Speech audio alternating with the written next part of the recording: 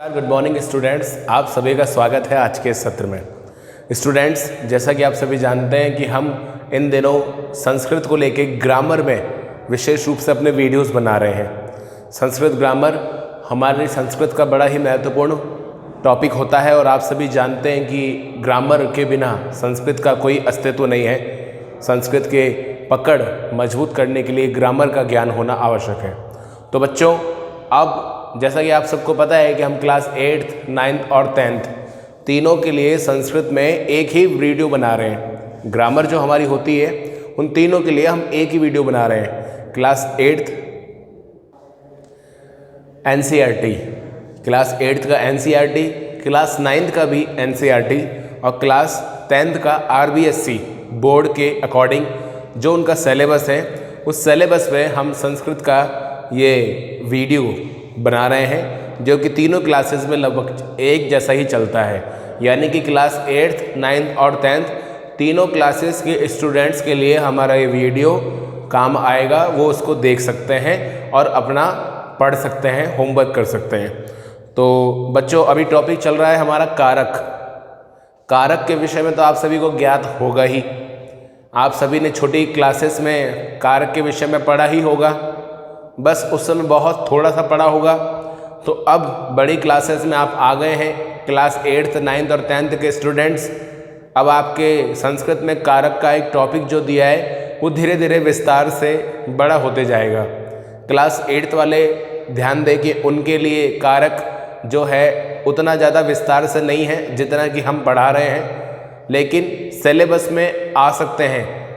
आपके प्रश्न परीक्षाओं में जो आते हैं उनको समझने के लिहाज से कारक के लिए आपको ध्यान देने की, समझने की आवश्यकता है।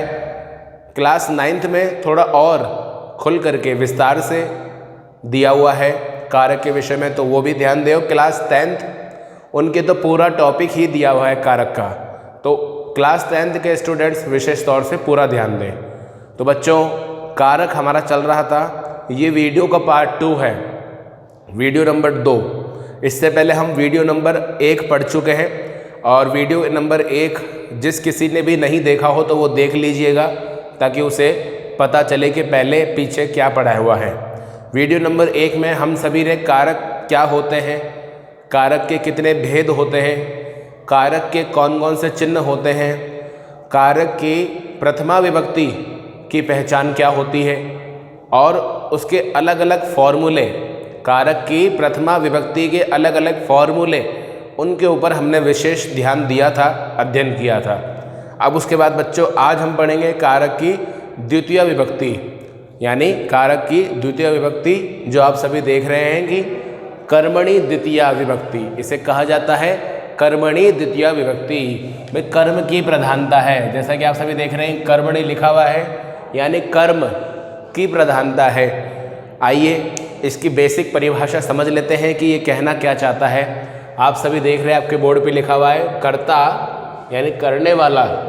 जो क्रिया करने वाला होता है वो कर्ता होता है अपनी क्रिया के द्वारा, यानी जो कोई करता है, व्यक्ति है, वो कोई क्रिया कर रहा है, काम कर रहा है, तो लिखा है कर्ता अपनी क्रिया के द्वारा जिसको सर्वाधिक चाहे, सबसे ज़्यादा चाहे, जिस पे उसका सबसे ज़्यादा ध्यान हो, वह कर्म होता है। कर्म क्या होता है?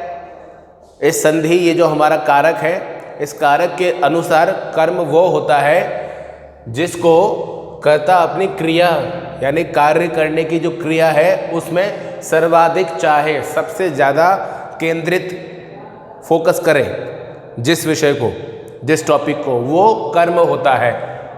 अतः क्रिया का इष्टतम कर्म होता है, यानी क्रिया जो होती है, जो काम हो रहा है, उसका इष्ट यानी किस पर वो आधारित है, निर्भर है, वो यहाँ पर कर्म होता है। जैसे उदाहरण के लिए अब देखिए लिखा है सह हरिम भजती। सह यानी वह, हरिम मतलब हरि को, भजती यानी भजता है, भजन करता है। तो ये स कौन हुआ? ये स हुआ यहाँ पे कर्ता, ये है हरिम। हरिम आइए पता लगेगा क्या है। और ये वाक्य है भजती। भजती क्या हुआ? भजना, कार्य करना, यानी ये क्रिया हुआ। स हमारा कर्ता हुआ और क्रिया हमारा भजती हुआ, तो कर्म क्या हुआ? कर्म हुआ हरि, यानी ये द्वितीय विभक्ति की पहचान है। हरि ये कर्म है और ये किस पर आधारित है? क्रिया जो है ये किस पे आधारित है? कर्म पे। तो स हरिम भजती यानी वह हरि को भजता है, इसमें हरि की प्रधानता है। ये चीज़ बताती है कि यहाँ पर प्रमुख कर्म है, इसलिए स हरिम भजती ये जो वाक्य है। इसके साथ दूसरा देखें हम, रामः ग्रंथम पठति। राम जो है यहाँ पर राम करता है, क्या करता है, और पठति क्या है? ये क्रिया है। अब क्रिया का सबसे ज़्यादा इष्ट प्रभाव किस पर है? ग्रंथ पर है, जो कि बीच में कर्म आ गया। तो राम क्या पढ़ता है? राम ग्रंथ को पढ़ता है, यानी कर्म की प्रधानता है, कर्म कारक द्वितीय विभक्ति। उसी प्रकार अगला और देखिए आप, मोहनः चित्रम पश्यति। मोहन चित्र देखता है। मोहन कौन है? वैसे ही जैसे आपको पहले बताया, करता है। और पश्यति क्या हुआ? ये इसकी क्रिया हुई, करने की जो कार्य करते हैं इसको बोलते हैं क्रिया। और मोहन क्या है? वो यहाँ पर है कर्ता। अब मुख्य क्या बात है? मोहन क्रिया क्या कर रहा है? देखने की, पर किसको देख रहा है? कर्म किसको है? तो वो चित्र को देख रहा है। तो ये यहाँ पे कर्म कारक चित्र बना हमारा। ये इसका पहला फॉर्मूला है द्वितीय विभक्ति का। कर्मणि द्वितीय संस्कृत में कहा जाता है, जिस पर कर्म की ज़्यादा प्रधानता हो, जिस पर निर्भर करे, तो कर्मणि द्वितीय। इस फॉर्मूले के अकॉर्डिंग ये आपको परिभाषा हमने आपको समझाई अच्छे से और इसके कुछ उदाहरण बताए। ये आपका प्रथमा द्वितीय विभक्ति का पहला फॉर्मूला है। अब हम ध्यान देंगे दूसरा फॉर्मूला। बच्चों वैसे तो बहुत सारे फॉर्मूले क्लास 8th, 9th और 10th के लिए हम आपके लिए वीडियो बना रहे हैं। कारक में बहुत विस्तार से लिखा हुआ है। व्याकरण में, संस्कृत में अगर हम पढ़ेंगे तो काफ़ी ज़्यादा इसके फॉर्मूले हैं, अलग अलग भेद हैं। लेकिन हमारा मुख्य उद्देश्य है कि जो आपके सिलेबस में आता हो क्लास 8th, 9th और 10th के लिए, जो ज़्यादा फ़ायदेमंद हो, हम उन्हें ही पढ़ेंगे। ज़्यादा विस्तार से इतना आगे पढ़ने की आवश्यकता नहीं है। हम केवल जो आपके सिलेबस में है उन्हीं को पढ़ते हैं। तो अब जो है द्वितीय विभक्ति का फॉर्मूला नंबर 2, तो फॉर्मूला नंबर 2 की तरफ ध्यान देते हैं। लिखा है उप, अनु, अधि व आंग, उपसर्ग। ये सब उपसर्ग हैं। कौन कौन से? उप, अनु, अधि और आंग। ये क्या हैं? ये उपसर्ग हैं। और जब ये पहले लगते हों, पूर्वक मतलब पहले लगे, वहाँ वस धातु के रहने पर, वस मतलब रहना, वस मतलब रहना, निवास करना, धातु के रहने पर कर्म संज्ञा होती है, यानी कि द्वितीय विभक्ति होती है। सीधे सीधे अर्थों में समझे तो अगर कहीं पर वस पूर्वक अव्यय जो लग रहे हैं, जिनमें अनु, उप, अनु, अधि और आंग उपसर्ग आ जाए और उन उपसर्गों के पश्चात वस धातु का प्रयोग हो, वस धातु का प्रयोग हो, तो आप सीधे सीधे ये द्वितीय विभक्ति वहाँ लिखें कि ये कौन सी विभक्ति है? कारक की द्वितीय विभक्ति है। अब उसके भेद जो हैं इसके अलग अलग देखें हम उदाहरण। तो जैसे लिखा है हरि वैकुंठम उपवसति, यानी हरि यानी नारायण भगवान विष्णु की बात हो रही है। वो वैकुंठ में जो उनका धाम है, वैकुंठ धाम, वहाँ पर उपवसति यानी निवास करते हैं। आपको वाक्य दिया जाएगा इस प्रकार से, हरि वैकुंठम उपवसति। अब आपको ये देखना है कि कौन सी विभक्ति है। तो आप इस फॉर्मूले को याद रखें कि उप, अनु, अधि और आंग, ये चार जो हमारे उपसर्ग हैं, ये चार जो हमारे उपसर्ग हैं, ये आने चाहिए कहाँ पर? वस धातु के पूर्वक, पहले, वस धातु के पहले। तो आप इसको देखें, यहाँ उप लिखा हुआ है, तो ये कौन सी विभक्ति हुई? द्वितीय विभक्ति, क्योंकि यहाँ पर उप आ गया। अब यहाँ मान लेते हैं उप की बजाय उप तो आ गया, अनु आ जाता, तो क्या वाक्य होता? वाक्य मान लीजिए चाहे कुछ भी हो या यही हो, तो वाक्य आपका शब्द ऐसे लिखा होता, अनुवसति। अब ये अनुवसति आ गया तो भी वही वाक्य है, बात एक ही है, हरि वैकुंठम अनुवसति, यानी भगवान विष्णु हरि जो है वो वैकुंठ में निवास करते हैं। अनुवसति भी आ गया। अब मान ले क्या आ जाता है? अधिवसति, अधि को लगा लेते हैं, ये वाक्य बन जाता मान लो हरि वैकुंठम अधिवसति, तो भी द्वितीय विभक्ति है। तो भी द्वितीय विभक्ति है। अनु भी आ गया, अधि भी आ गया, अब आ अंग आएगा। तो आंग में लिखेंगे आवसति, यानी ये जो अव्यय हैं हमारे, ये मुख्य हैं, इनको ध्यान देना है। वस धातु के पहले ये आना चाहिए। आवसति यानी भी निवास करना होता है। वाक्य चाहे कुछ भी हो, चाहे यही एक उदाहरण के लिए हम एक ही वाक्य को लेकर रखें तो हरि वैकुंठम आवसति, यानी हरि वैकुंठ में निवास करते हैं।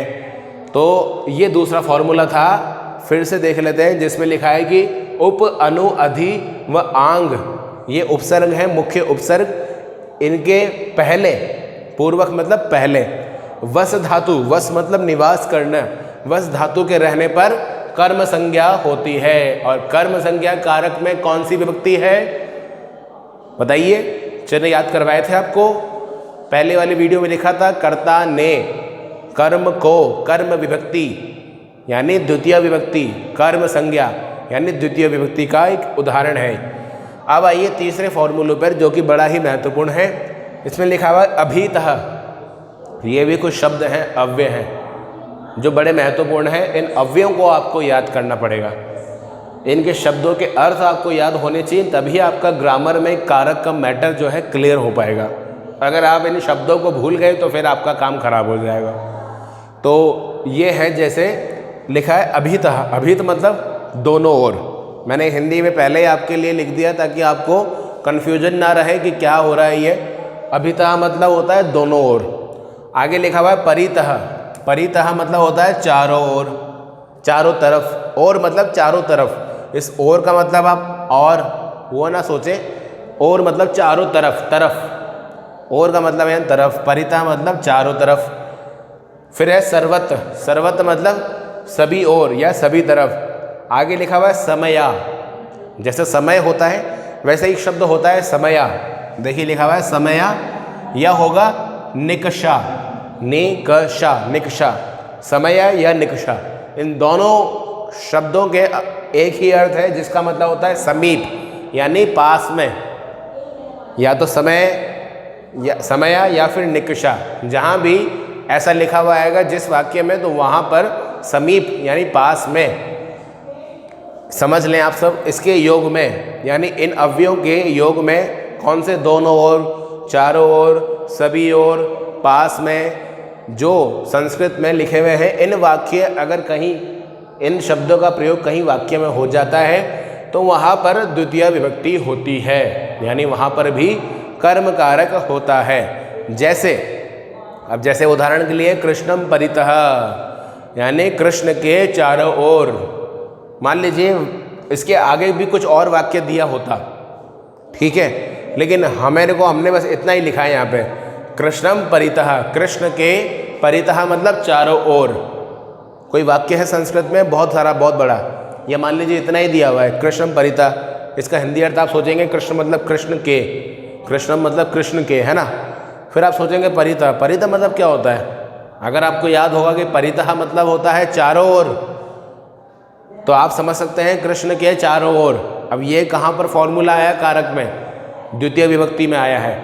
किसी भी ओर की तरफ जब संकेत किया जाए, किसी भी तरफ, दिशा की तरफ बताया जाए, दोनों ओर, चारों ओर, सभी ओर या पास में, तो वहाँ पर द्वितीय विभक्ति हो जाती है। परितः ये सबसे महत्वपूर्ण होता है इसमें। अब आगे दिया है रामम अभितः, यानी राम के अभितः मतलब दोनों ओर, राम के दोनों ओर। उसी प्रकार ग्रामम, ग्रामम मतलब गांव के। समया, समया लिखा हुआ है। अब समया मतलब क्या होता है? याद रखिएगा, समया मतलब होता है पास में, निकट में। ग्रामम समया यानी गांव के पास में। फिर लिखा हुआ है अगला उदाहरण, लंकाम सर्वत समुद्र। ये पूरा वाक्य समझ लो आप जैसे ही। लंकाम यानी लंका के, सर्वत्र मतलब सभी ओर, समुद्र यानी समुद्र है। लंका के सभी ओर समुद्र है। लेकिन ये जो वाक्य है हमारा, इसमें प्रमुखता किसकी है? सर्वत्र की। ये क्या है? ये इसका प्रमुख अव्यय है द्वितीय विभक्ति का, सर्वत्र। सर्वत्र को देखना है आपको ध्यान से। सर्वत्र मतलब सभी ओर। तो आपको बता देना है यहाँ पर कौन सी विभक्ति है, पूछेंगे तो आपको बताना है द्वितीय विभक्ति है। द्वितीय विभक्ति हो गई। अब वो कारण पूछेगा कि कारण क्या है, तो ये जो आपका है अपना इसका अव्यय लिखा, इस अव्यय के योग में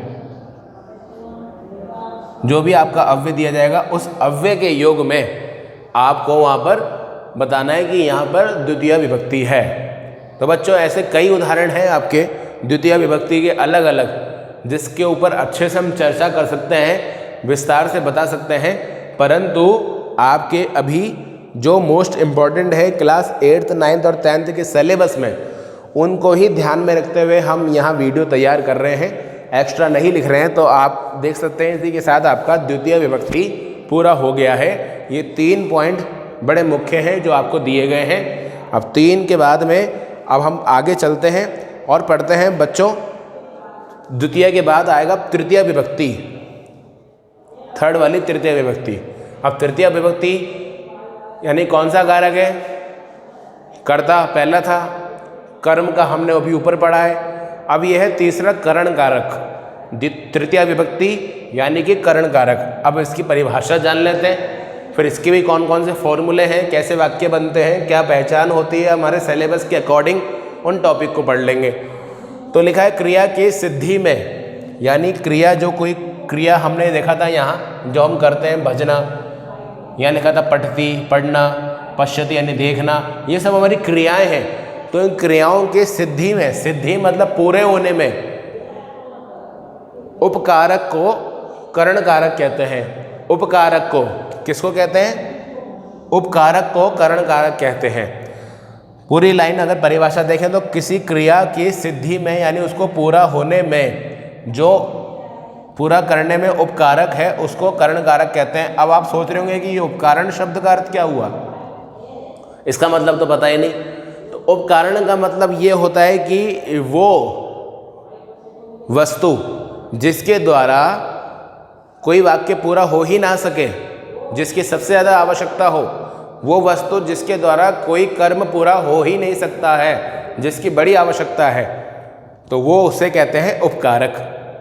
जैसे बताया गया है, शिवः कलमेन लिखति, शिव कलम से लिखता है। हिंदी वाक्य हुआ शिव कलम से लिखता है।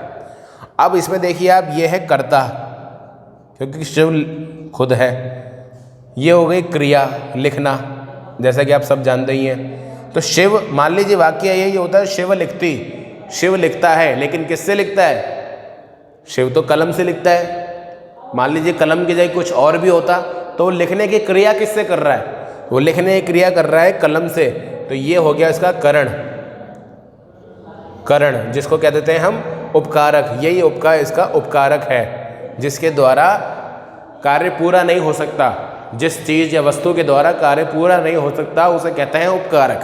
तो इस वाक्य में शिव लिखा है कलमेन लिखती, शिव कलम से लिखता है। वैसे ही अगला वाक्य है मोहनः, यानी मोहन बस यानेन, मोहन बस यानेन गच्छति, मोहन बस यान से गच्छति यानी जाता है। तीसरा है रामः, रामेण, रामेण मतलब राम के, तृतीय विभक्ति है। बाणेन यानी बाण से। हतः, हतः यानी मरा। बाली, बाली मतलब एक आपने देखा होगा रामायण में एक पात्र आता है बाली, सुग्रीव का भाई बाली। तो राम के बाण से हता, कौन हता, कौन मरा? बाली। राम के बाण के द्वारा हता मरा कौन? बाली। राम के बाण से कौन मरा? बाली।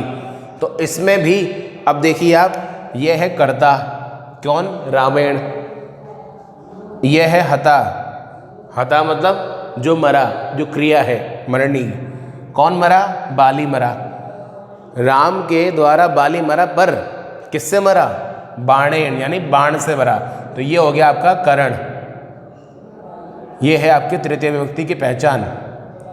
ठीक है, अब अगले वाले फॉर्मूले की ओर चलते हैं। लिखा है सहवाची, सहवाची मतलब साथ साथ, एक साथ, साथ होता ना साथ किसी का, तो संस्कृत में बोलते हैं सह। तो सहवाची जो शब्द होते हैं अलग अलग, साथ एक साथ जो आते हैं उसके भी कई पर्यायवाची होते हैं बच्चों। तो सह यानी साथ के अव्यय, जो अव्यय होते हैं समम, सह, समम, साकम और सार्धम, ये 4 मुख्य अव्यय हैं सहवाची। साथ के 4 अव्यय, एक प्रकार से 4 पर्यायवाची शब्द समझ सकते हैं आप, जो हैं कि सह, समम, साकम और सार्धम। इनके योग में तृतीया विभक्ति होती है, यानी किसी वाक्य में सहवाची अव्यय यानी कि साकम, सह, समम, साकम और सार्धम, ये अव्यय, ये शब्द आपको कहीं दिख जाएं तो आप वहाँ यकीनन सीधे तृतीय विभक्ति कीजिएगा। अव्यय बड़े महत्वपूर्ण हैं। द्वितीय विभक्ति में भी कुछ अव्यय थे, वो आपको पढ़ाए गए थे, और अब ये तृतीय विभक्ति के बड़े महत्वपूर्ण अव्यय हैं सहवाची शब्द, सहवाची अव्यय। ये अगर किसी वाक्य में आते हैं तो वहाँ पर तृतीय विभक्ति यानी कि करण कारक हो जाता है। उदाहरण के लिए हम देख लेते हैं जैसे कौन कौन से। तो उदाहरण के लिए पिता पुत्रेण सह आगतः, यानी पिता पुत्र के, पुत्रेण तृतीय विभक्ति, पुत्र के, सह, सह मतलब साथ, आगत, आगत मतलब आते हैं, पिता पुत्र के साथ आते हैं। सह की जगह मान लीजिए अगर यहाँ पर ये सह लिखा था आपका, सह की जगह मान लीजिए अगर यहाँ पे सार्धम होता तो वाक्य क्या होता? पिता पुत्रेण सार्धम आगत, तो भी ये वाक्य सही होता, क्योंकि सार्धम भी उसका अर्थ भी हुआ साथ आना, और उससे पहले हमने लिखा था सह, सह का मतलब भी हुआ सार्ध, एक साथ आना। उसी प्रकार आगे दूसरा वाक्य देखिए, रामः सीतया सह वनम गतवान, राम सीता के सह, सह मतलब साथ में, वनम गतवान वन को गए। अब यहाँ सह की जगह हम लिख देते हैं हमारा जो सहवाची अव्यय है, सह हम पढ़ लिख लिया है, समम, हम समम का मतलब भी वही होता है, साकम लिख देते हैं, है ना। तो साकम का मतलब भी क्या होता है? साथ में। तो वाक्य अगर ऐसा देते आपको लिखा हुआ कि रामः सीतया साकम वनम गतवान, राम सीता के साथ में वन को गए, तो भी वहाँ पर यही शब्द साकम, सार्धम, समम और सह, ये 4 अव्यय बड़े महत्वपूर्ण हैं, इनको ध्यान देना है। ये सहवाची शब्द अव्यय कहलाते हैं। ऐसे कहीं किसी वाक्य में इनका प्रयोग हो जाए तो वहाँ पर आपको तृतीय विभक्ति यानी कि करण कारक लिखना है, बताना है। और वो कारण पूछता है कि कारण भी लिखो, तो क्या लिखेंगे आप? सहवाची अव्यय योगे, सहवाची अव्यय योगे, या जो भी हो आपका कोई सा भी अव्यय हो, उस अव्यय के योग में, जैसे यहाँ बात हो रही है इसकी, तो लिखेंगे आप सहवाची अव्यय योगे, यानी सहवाची के योग में तृतीय विभक्ति होती है। ये तो हो गया आपका कारण। और अब वो पूछेगा, कारण तो ये हो गया, विभक्ति पूछ लेगा कौन सी है, तो विभक्ति को आप समझ के लिख ही देंगे, विभक्ति बराबर तृतीय, तृतीय विभक्ति।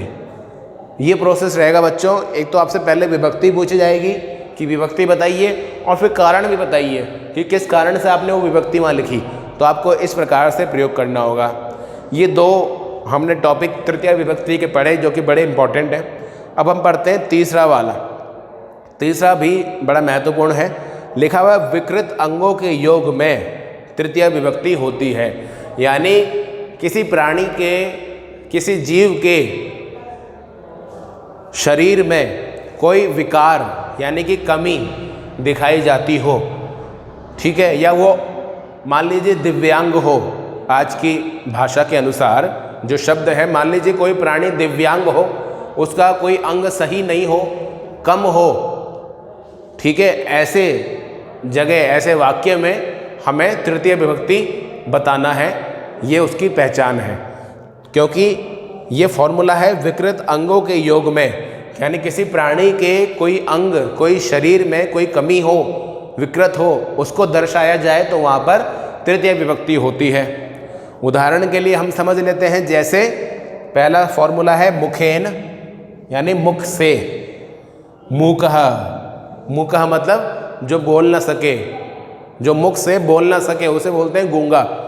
आपने देखा होगा, सुना होगा, शब्द अक्सर प्रचलित है।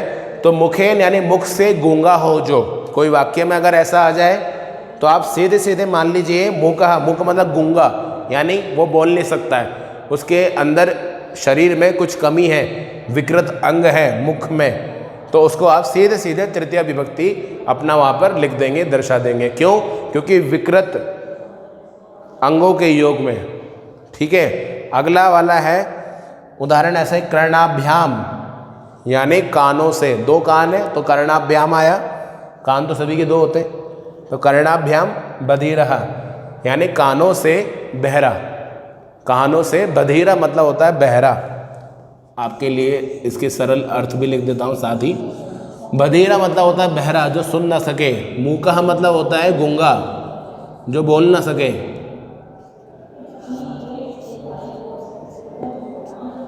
उसी प्रकार नेत्राभ्याम यानी दो नेत्र हैं उनके, अंधः मतलब अंधा। नेत्राभ्याम अंधः, नेत्रों से अंधा हो जो दोनों नेत्रों से अंधा हो। तो ये विकृत अंग की पहचान है बच्चों, जो आपके सामने यहाँ लिख दी मैंने।